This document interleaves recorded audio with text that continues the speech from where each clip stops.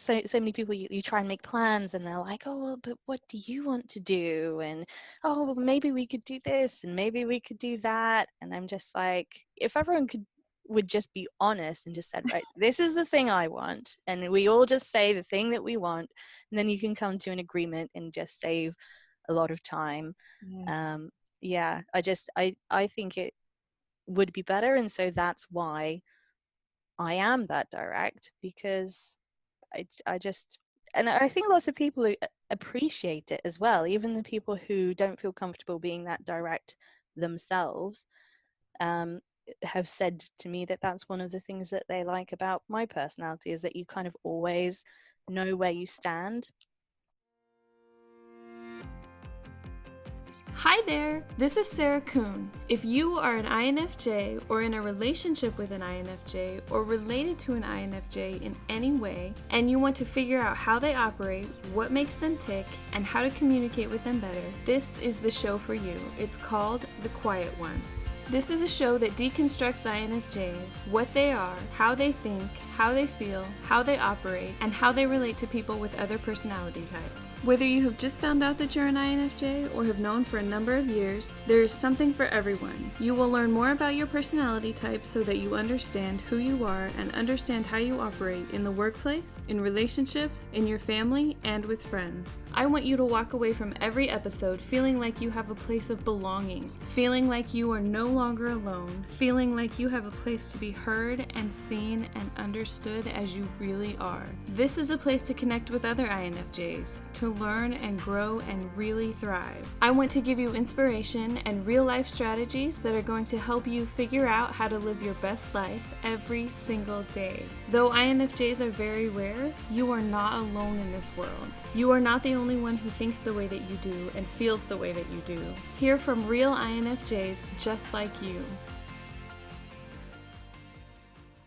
Hi there, I'm Sarah Kuhn. Welcome to another episode of The Quiet Ones. Today we are talking to Debbie Corbin, who is a fellow INFJ. We spoke about the struggles of working in a corporate environment for INFJs and how to find balance. And we also spoke about writing and starting your own business as well. So we'll get right to it. So how did you find out that you're INFJ? I initially took a quiz that my manager emailed around at work. She just sent it to the whole team, and we all kind of took it. And I think initially I got a slightly different result. It was like kind of one of the leadery ones, and I was reading the description. I was like, this isn't me. So I kind of went back and took it again. And I don't know, I feel like maybe some of the questions I answered like how I thought I should answer them the first time I did it. But yeah, when I did it the second time and I kind of like read the description back, I was like, oh yeah, that makes sense. That is describing me. So yeah, it was kind of interesting to read something that kind of pinned down quite a lot of the aspects of my personality like that. Yeah, I did the same thing the first time that I took the test, the first few times actually. I answered all the questions how I thought that I should be or how I wanted to be. Mm. And it took several years of me studying it and sharing all of the information with my niece, who was 13 at the time. And I was trying to describe to her different aspects of it. And she's like, she was the one who called me out, basically. She Yeah. like, you want to be a thinking personality, but you're not really, because you talk about feelings all the time and you're always concerned about everybody else's feelings. And she's an INTP, and she's like, I'm not like that. I don't do that. So I don't think that you're a thinking personality. I was like, oh, you're probably right. It's hard to be objective though sometimes, like you kind of, because yeah, you have certain questions, you kind of know how you think you should be or how you want to be, or sometimes you're just not, people are not that great at understanding themselves and like thinking objectively about the decisions that they make and the way that they react in situations. So it's tricky. Yes, especially us as INFJs, we're always concerned about everybody else, and we don't really think about ourselves that much, especially from that perspective.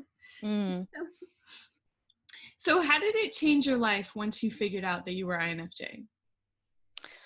Um, so I don't think that in itself knowing that I'm an INFJ has kind of made it a huge impact, but I do think it was like the first step in kind of a journey, I guess, of trying to understand myself a little bit better. Because in recent years, especially over the last kind of 6 months or so, I have been kind of trying to to look at myself a bit more objectively and to understand um, and accept certain aspects of my personality that before I would have seen maybe as a flaw, and just kind of trying to embrace those aspects. So it kind of it is part of a bigger journey that I think I'm going through at the moment. Yeah, that's amazing. It makes so much of a big difference to realize that everybody else, or that there are other people out there that are the same as you are, and that you're not broken or messed up. Especially if you have extroverted family or people who don't understand what introverts are that are around you. It makes such a huge difference. Yeah, it does. And yeah, it's funny because like I think when I was younger, I used to kind of like fool myself almost into thinking that I was an extrovert and trying to kind of do all the things that my friends did because I wanted to like fit in with my friends, and just being super sociable and going out all the time and not kind of taking time for myself. I used to not really enjoy being alone and spending time by myself at all when I was younger. Um, but yeah, as I've grown older, and especially as I say in recent years, um, I kind of have embraced that the fact that I need that, and I really enjoy my alone time and try to make sure that I have some time well, I can't do it every day, unfortunately, but as often as I can, to just like sit and meditate or listen to music or read and just do like those kind of like quiet, relaxing things that don't take as much, that kind of allow me to recharge, as opposed to the things that the sociable things that take a lot of energy and a lot of effort. Right. I feel like when you're in school, and especially it gets worse when you get to college, honestly, um, your teachers are constantly pushing you to work together in group projects and, to make friends, and don't eat lunch by yourself, go sit with a bunch of other people. And then, when you get into the workplace too, it's kind of like that as well. I deal with that every single day. I go to lunch by myself, and I go earlier than everybody else because I work in kind of a small office.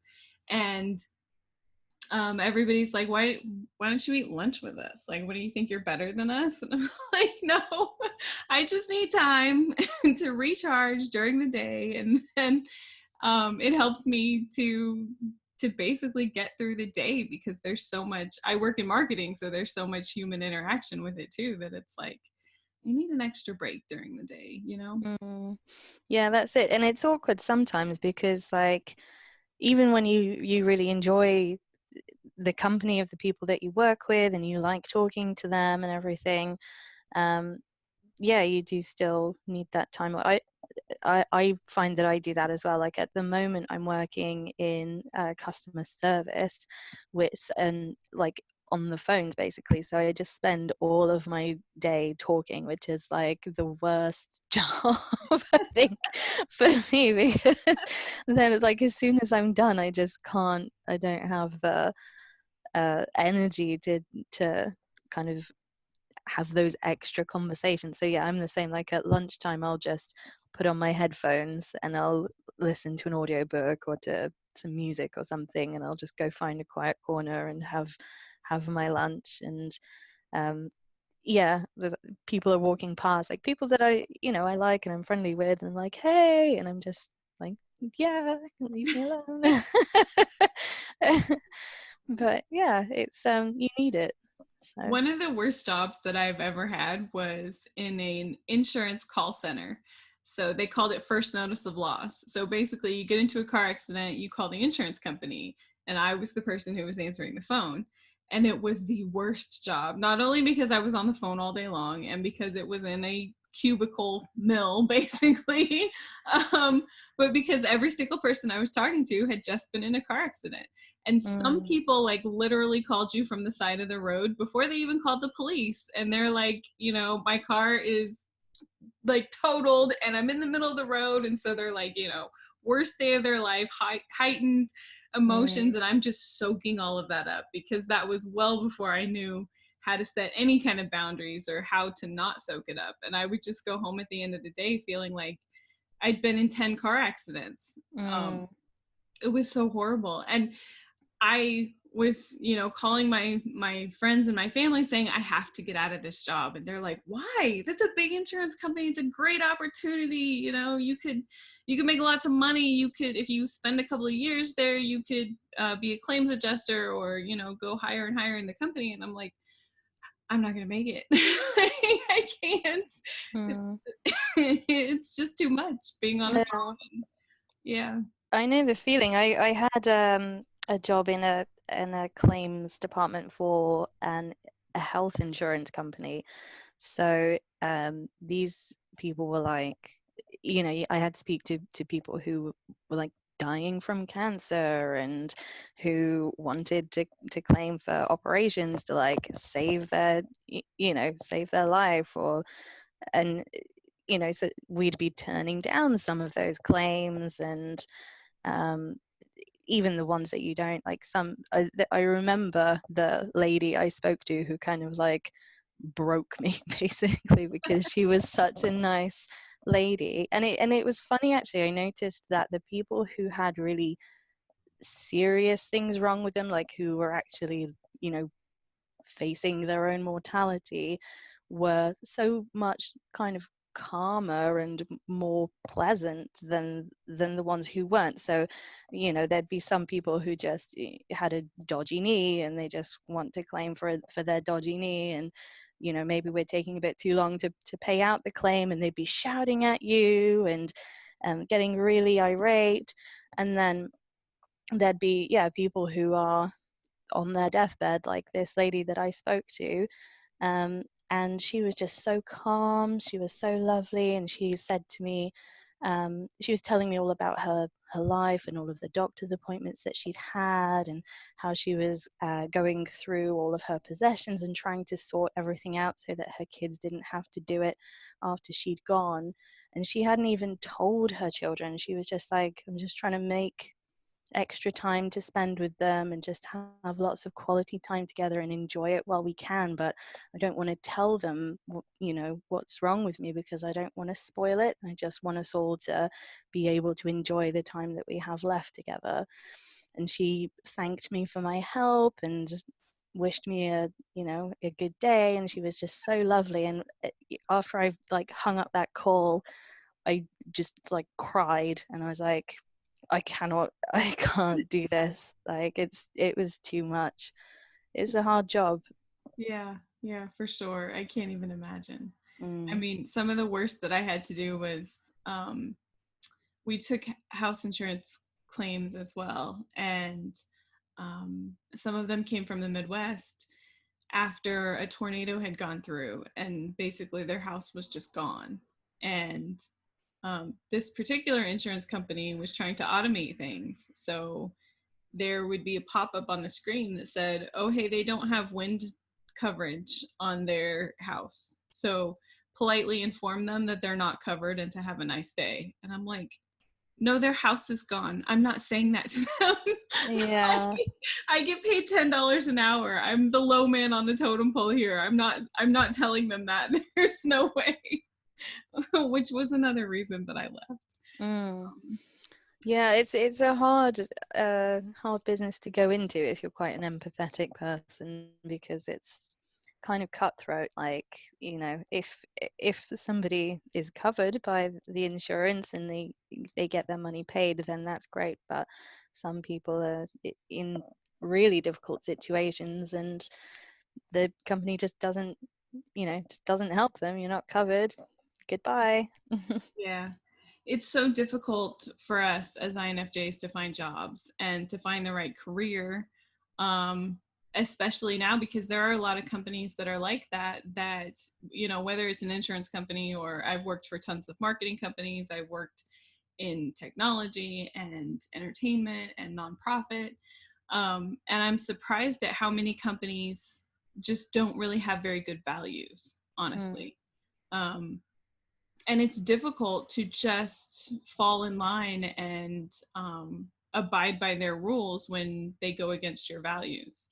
Have you run into that as well? Yeah. I I do find it quite difficult to just sit back and accept what's going on around me when I don't agree with it. So the job that I had, so I was working as a project manager for a digital company up until July last year, so about 6 months ago. And I was there for the best part of 3 years, so I did, in many ways, I enjoyed it, and it was a really good company, but there were certain things about it that I found very frustrating, particularly the management and the way that some things were handled. So one example that springs to mind is a situation where a manager was a little bit too friendly with one of the ladies on his team, and I think that it kind of counts as sexual harassment. He basically would pull her into unnecessary meetings, just the two of them all the time. He'd kind of wait for her in the car park outside. He'd call her at night, like when she's at home with her husband. So quite inappropriate behavior, and it kind of escalated to the point where he'd pull her into meeting rooms and they'd start having screaming, rows with each other. So we ended up reporting it to HR, and rather than like addressing anything that the manager had done, or trying to change his behavior, or give him a disciplinary, anything like that, they just took the girl and moved her onto a different team, and just let him just carry on with what he was doing. That's crazy. Yeah. It's not like, I mean, that's not going to fix the problem. He's just going to do it to somebody else later on. Yeah, I mean, he was especially bad. I mean, he was really quite incompetent. He didn't have people skills. He was one of those managers who you just wonder, like, how are you still in a job? Because he just delegated everything that he was meant to be doing, Right. and didn't really kind of give you any guidance or support or anything. You just get other people to do the work and then kind of take credit for it. So there's that. And then, it was just, in my role as a project manager, I found that I didn't really get very much support at all with like dealing with problems that would come up during projects. The management weren't around to give me advice, give me support. But then, if something goes wrong, a project has to be delayed or something like that, then as soon as they realize it's gone wrong, then they're on your back and just asking like, oh, why didn't you fix it? And Right. I just thought, you can't treat people like that. You kind of, if you want a successful company and you want happy employees, you have to find a balance. Like, you have to give them the tools and the support that they need to do the job well. And so, I ended up kind of leaving there because I wasn't very happy, and I just thought, I was getting paid quite well, but for me, there has to be a balance between like what I'm earning and then the stress or the pressure or the time that I have to invest into that job. And I just found that like I was coming home kind of drained, and I didn't have time to do any of the things that I enjoyed in my spare time, because it was just so stressful and draining being in the job. So yeah, I ended up kind of quitting, and like I worked my notice and everything, but because I had a very long notice, I didn't find another job before I left, so everyone kind of thought I was crazy.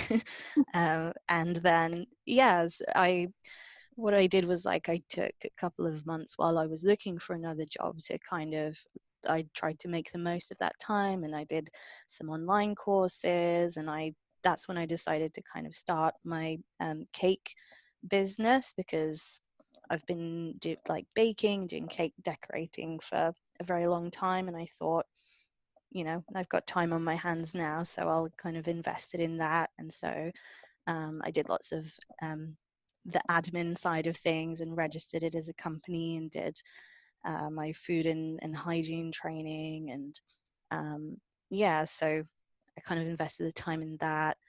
I trained up to be a volunteer for a charity. Have you heard of the Crisis Text Line? It's like a charity where, if you're going through a personal crisis, you can text them just so that you can talk about your feelings and try and get a bit of guidance. So I did some training, and now I'm a volunteer for that. So I just kind of invested lots of time into all these other little projects that I wanted to do. And now I've got like a temporary customer service job for a renewable energy company. So I'm actually earning a lot less, and it's not my ideal job by any means, but I just feel better knowing that I'm working for a company where, because it's renewable energy, I'm actually contributing to something good in the world, rather than just a company that's just all about making money. They're about actually, well, still making money, but also trying to help save the environment, So yeah. So I want to go back just a little bit. When you were working for the company where you didn't agree with what they were doing, for me in those situations, it seems like that's when a different side of my personality comes out. It's like I'm really laid back and easygoing, and let's get the job done and let's focus on work, until there comes a situation like that where it's like, oh no, now you've messed with my values, and I'm not going to stand for that. And some people are a little bit almost scared when that comes out, for me, honestly, because it's like, you can't, there's lines that you can't cross, and you've crossed me, and that's not going to work, especially when it pertains to me personally. Although it is difficult for me to watch it happen to other people, but it really comes out when, there's some kind of injustice that happens to me. Then everybody, it's kind of funny to watch their eyes go like, oh, I didn't know you could talk like that. And some of them are even like, I didn't even know that you did talk. Yeah, I know the feeling. Actually, yeah, I try and because my mum is very feisty. She's Portuguese, so she's very, that Latin blood. She kind of gets very feisty very quickly. So that's kind of in my nature, and I kind of try and reel it back, because I try and just be relaxed and logical and calm about things. But yeah, I definitely, and sometimes I don't even realize that I'm doing it, but there will be situations that kind of frustrate me. It's usually when I can see that there is a process that just doesn't work, or that people are just making dumb decisions, and I'm like, why are you doing that? Obviously that's not the best thing to do in this situation. And so yes, as soon as I'm kind of in that mindset, I become a little bit more blunt than I realize, I think. And then as soon as I start to speak my mind, I get the same, sometimes people are like, whoa. You can see their eyes widen and they're backing off and they look a bit scared. So I try not to let that side out too much. I try and kind of reel it back and just take a moment and think about, like, what's the best way that I can phrase this without scaring or offending anyone. Right. But even then, even my husband, like, sometimes I'll do that and I'll pause and I'll be like, right, now say this without being blunt or aggressive, and I'll say it and he'll still be like, okay, like, whoa, calm down. I do that too. And sometimes I even really think quite a bit about what I want to say, and then I say it, and my mom will give me this, wow, that was like really direct. And I'm like, was it really? Because I didn't think it was that direct. Yeah. No, I know. But then, and that's another one of the things about myself that I've kind of like just trying to accept, I guess. I mean, I think that there's a reason that I'm like that, and it's because I think it's better to be direct. Like, it's sometimes when I try and reel it back, it's not because I think that I shouldn't be saying that. It's because I know that other people won't react to it well necessarily, so I'm trying to kind of censor myself for them. But I think that, especially in England, people don't say what they think all the time. They just, yeah, so many people, you try and make plans and they're like, oh well, but what do you want to do, and oh well, maybe we could do this and maybe we could do that, and I'm just like, if everyone would just be honest and just said, right, this is the thing I want, and we all just say the thing that we want, and then you can come to an agreement and just save a lot of time. Yes. Yeah, I think it would be better, and so that's why I am that direct, because I just, and I think lots of people appreciate it as well, even the people who don't feel comfortable being that direct themselves, um, have said to me that that's one of the things that they like about my personality, is that you kind of always know where you stand. Right. Yeah, and colleagues often enjoy the fact that my emotions always show on my face. So I have a very expressive face. So a lot of the time, even when I am not saying anything, if I think that what you're saying is dumb, you'll probably know just by looking at me. Well, you should definitely come to Boston then, because one of the things that Boston is known for is people being direct. When I first moved here, or when I was planning on moving here, I was telling people, because I'm from the Midwest and I lived in the South for a while as well. So I was telling my friends and family I'm going to move to Boston, and they're like, why? It's so cold there. And then the next thing was always, people are kind of rude. Are you sure that you're going to like that? And once I got here, I realized that I can see how people in the South or the Midwest would think that people here are rude. I don't really think that it's rude. I think that they're a lot like me, that they're a lot more direct, especially than people in the South, for sure. But they're also they keep more to themselves. So I rode the train into work for the first 6 or 8 months that I was here. And you could be on a train with 500 people and nobody would say anything to each other. When you're in the South, every person that you walk past wants to say, hey, how are you? And I was just like, I don't know you. I don't know why you're talking to me. In Boston, you can walk in a train station where there's 3 to 5,000 people in there. Nobody's going to say anything to you, and like I said, I could see how people would think that was rude, but to me, it's like kind of refreshing because you can be around people, but still kind of feel like you're alone. Yeah. Which is good. But yeah, the communication style is a lot more direct, which is good and bad. But I appreciate it a lot. Yeah, same. I appreciate it when people are direct with me. It's just nice to know where you stand, and yeah, it's good. And the thing about, like, if you having people around you who want to talk to you on the street or on the train or whatever, like, it's, in a way, it's nice because they're being friendly, but the interactions that you have in those kinds of situations are always so superficial and meaningless, really, that it's that's what I think I find draining, is like if somebody would sit next to me and just have like a heart to heart, like a really deep conversation, I actually wouldn't mind that. But it's just the fact that it's so trivial, it's just small talk, that I Right. really don't like that. Yeah. I kind of had an epiphany a few weeks ago. I was talking to my mom and I was talking about how introverted I am, and she's like, "You're not really introverted, you're really outgoing. Like you always want to talk to people when we go places." And I'm sitting there like, "You don't even know me at all." How are you saying that? So I started thinking about it, and I do like to be friendly. Like when you go to the grocery store, or somewhere where you're just talking to somebody for a couple of seconds, I always think about how they feel, and I want to make their day a little bit better.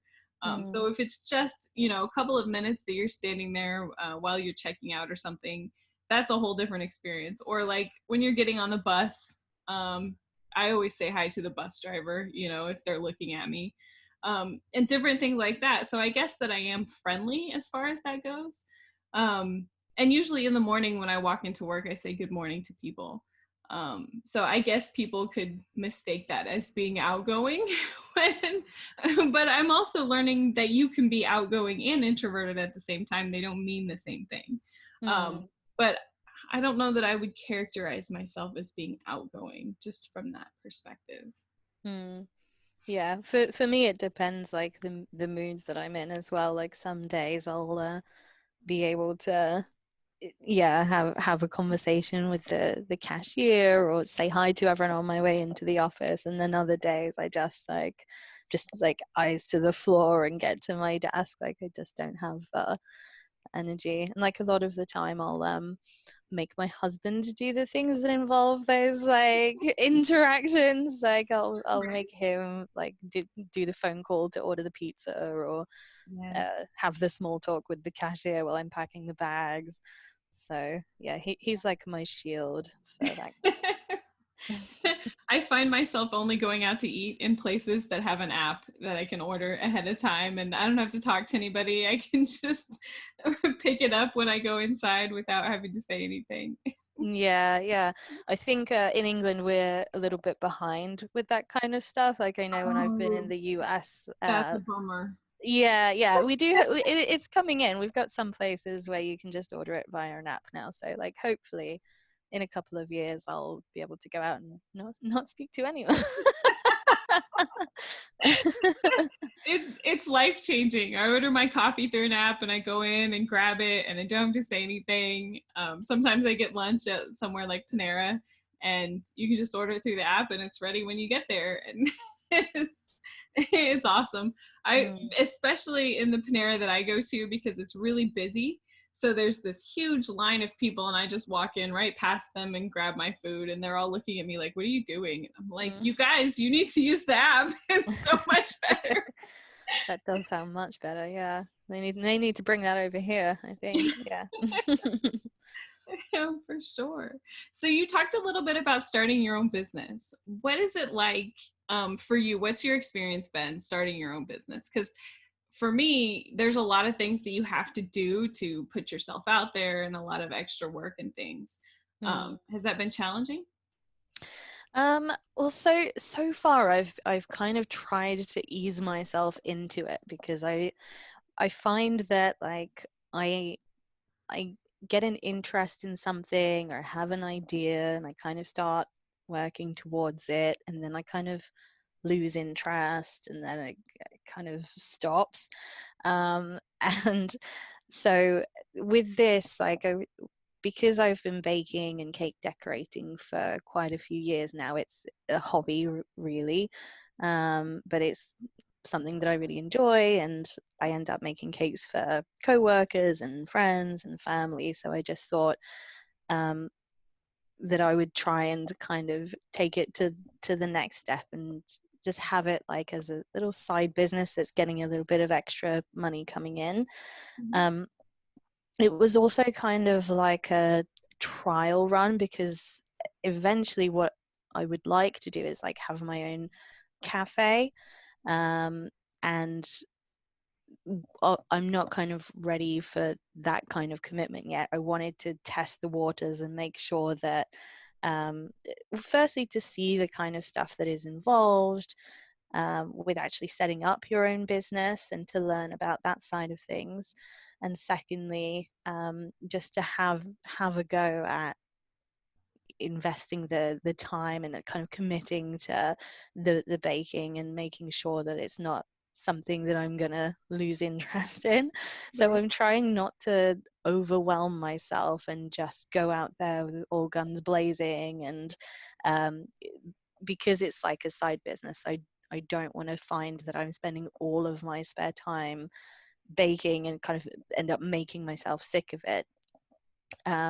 So I've done it kind of gradually. So yeah, I kind of did all the admin and I've registered and everything. And then I've just started out by like setting up a Facebook page and advertising it to my friends and all the people that I already know. And just off the back of that, like I've had a few orders off of friends, and at Christmas I had somebody make quite a few orders, somebody from out of town who has lots of friends in the area. So like the day before Christmas Eve, I was driving around delivering cakes to all these people who weren't expecting it, and I felt a bit like Santa. It was really cute. So it was nice, but yeah, because I'm just doing it from my kitchen, like at home, Mm-hmm. with just the equipment that I already had. Yeah, so I've at the moment I've started to invest in actually um, trying to reach out and advertise to people outside of my friends and family and that kind of thing. So yeah, it's in the very early stages, but I'm trying to, because I know what I'm like, and I know that if it gets too much too soon, that I'll just lose interest. So I'm trying to build it up slowly to a level where I can just do like an order every, maybe spend like Sunday afternoon baking, and then have the rest of my free time to myself without feeling overwhelmed. You sound so much more prepared than I am, and like such a better planner. I usually just jump in head first, and then I'm like, oh, what did I do? Well, this is the thing, that I have done that in the past, and like for me it hasn't really worked out. So that's why like I'm trying to, yeah, just think about it and plan it this time, because like this idea for a cafe is something that I've had for a few years, and I do think it's ultimately that's what I would like to do. But it's quite a big commitment when you have to, start actually hiring somewhere and like putting money into staff and rent and all of that kind of thing. So this is like like I said, it's kind of like a trial run just to see, so that I can make my mistakes now and learn from them. Right? Yeah, that's probably a really good idea, honestly. As opposed to what I do, which is just like jump in head first and then be like, oh, yeah, I shouldn't have done that. Ooh, let me try this again.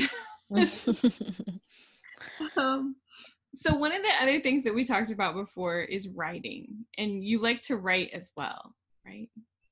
I do, yeah.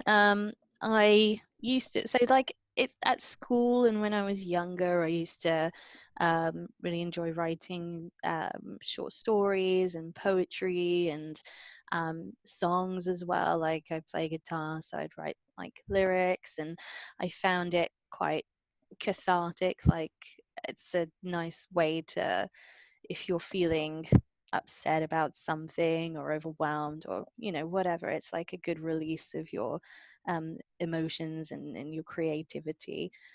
And then for quite a few years I haven't really put any time into it, so it kind of just l- left it behind. And then recently, so like last year,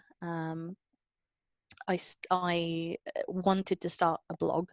That was a thing that I kind of semi started. I like got a website, and it was going to be about well-being and mental health and that kind of thing. Mm-hmm. Um, and I decided that I would like try and do one article every week, and then when I had like a few, I'd put them up, and I kind of did that for like 3 weeks, and then I just didn't invest the time into it. I feel like blogging is probably not really my thing, because it's a certain style of writing, isn't it? To do a blog online, you've got to I'm too wordy. I just go into lots of depth and write this massive long article that nobody's gonna spend their time reading. So that didn't really pan out. But then, yeah, this summer, where I had those few couple of months off while I was between jobs and everything, I started writing poetry again. And that I've got really into, especially because when I was younger, it was all the stuff that I wrote was quite angsty, and it was about like unrequited love and no one understands me and that kind of thing. Whereas now, because I feel like I'm in a very different place in my life, and I've kind of overcome a lot of those emotional difficulties that I had when I was younger, that I've decided that I'm going to write a poetry, put together a poetry book, um, which is going to be about overcoming those obstacles and learning to accept yourself, and just, yeah, from a much more positive perspective and a much more mindful perspective. So I've written a few poems already, and I've submitted them to different competitions and stuff, just to kind of keep myself going and to keep my interest up. So yeah, that's going pretty well. Yeah. One of the things that I found when I first started writing is that I didn't really like it very much. I always wanted to be a writer, but it was really hard.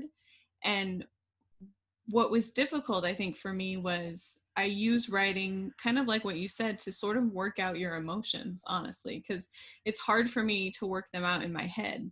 And it's so much easier once they're down on paper. But then when it came to starting my blog, it was like, I have to share this with other people. And all of a sudden I was worried about, judgment and, what are people going to say? What are they going to think about me? What if my friends read it? All those kinds of things. Mm.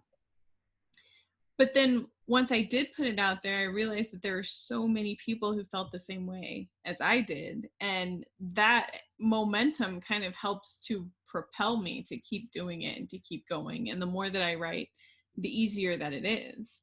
And it's amazing to me how much you can work out through just writing, not only in my journal, but in my blog. It's amazing. It's like, it's all this mixed up mess in your head, but then once you put it out on paper, you start to sort things out, and it makes a lot more sense. Mm.